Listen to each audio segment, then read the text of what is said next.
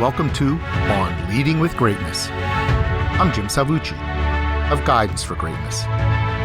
This week's installment, the truth about bully bosses, the quintessence of incompetence. One of the most pernicious practices of the bad boss is bullying. From the monstrous cruelty of public humiliation to the comparatively elegant art of gaslighting, bully bosses have a diverse arsenal of tricks.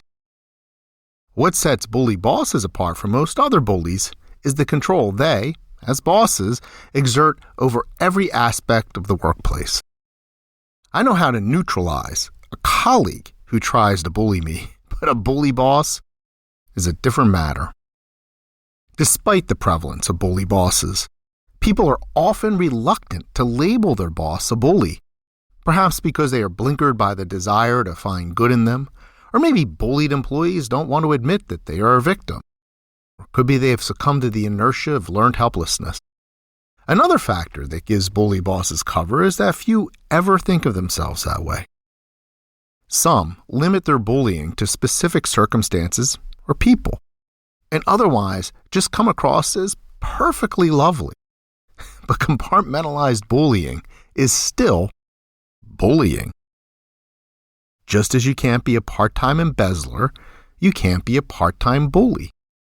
Whatever the reason for our reluctance to call out bullies, though, the first step in stopping a bully is to identify the bully. Moreover, it is axiomatic that a boss who bullies is incompetent. After all, there is nothing in any legally sound job description that calls for bullying.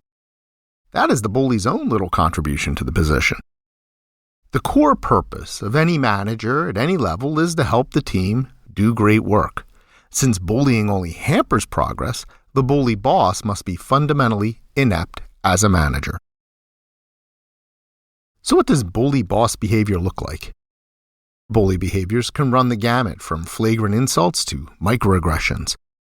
All too often, these affronts are directed at employees' racial, gender, sexual, national, physical, or other immutable identity. After all, just as all bigots are bullies, a bigot boss is a bully boss. As for the demographics of bully bosses themselves, they come from all walks of life and in all shapes and sizes, like troll dolls. You can easily determine whether you work for a bully boss by gauging your own emotions. Remember, the bully boss may not bully all the time. It may even sometimes be pleasant. Apply this rule of thumb. If your boss frequently makes you feel miserable and aggrieved with no recourse, your boss is most likely a bully. So what sorts of behaviors mark the bully boss? Right away, along with taking things personally or playing the victim, we should list yelling, harsh treatment, and flat-out harassment, sexual or otherwise. These are the low-hanging behaviors of the bully boss that just about anyone can recognize, including, in some cases, a jury. Let's enumerate a few of these less blatant but equally damaging behaviors that are popular among bully bosses. The order is largely arbitrary, but we'll start with another big three having to do with distortion and dishonesty. Gaslighting. Does your boss say and do things that warp reality and make you feel you are losing your mind? Bullshitting. Does your boss mix truths, half-truths, and fabrications in an amalgam that defies all attempts at rebuttal? Passive-aggressiveness. This is a tough one to sort out and can be paired with gaslighting to devastating effect. A good way to sniff out passive-aggressiveness is to take note when your boss comes across as superficially pleasant, but always leaves you feeling queasy inside. Projection. This is a boss accusing others of what they are guilty of. Exclusion. Are you unaccountably left out of meetings, conversations, and events? Disinviting. Related to exclusion, this is even crueler. You're in, and then you're out. Low or withheld information. Are you ever denied critical information and thereby set up for failure? Zero-sum game. If your boss must always win and can never countenance anyone else's success, I feel for you. Finger pointing. Does your boss tend to assign blame first and maybe, solve problems later.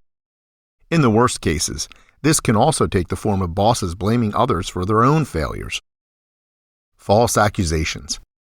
How often does your boss unfairly accuse you of saying or doing things you didn't say or do? Ambushing. This one is a favorite feature of the annual review, but it can occur at any time. It is by design impossible to anticipate and therefore impossible to prepare for. Public humiliation. It can be blatant or subtle, but boy does it smart. Ignoring. Few things are as disorienting as being disregarded or snubbed. Mild insults. Sometimes these can take the form of teasing or playing, but they can accumulate quickly. By the way, if your boss frequently has to assert, "I'm just joking around," yet makes you feel like crap, you know. Mild insults are often paired with passive aggressiveness and blaming the victim.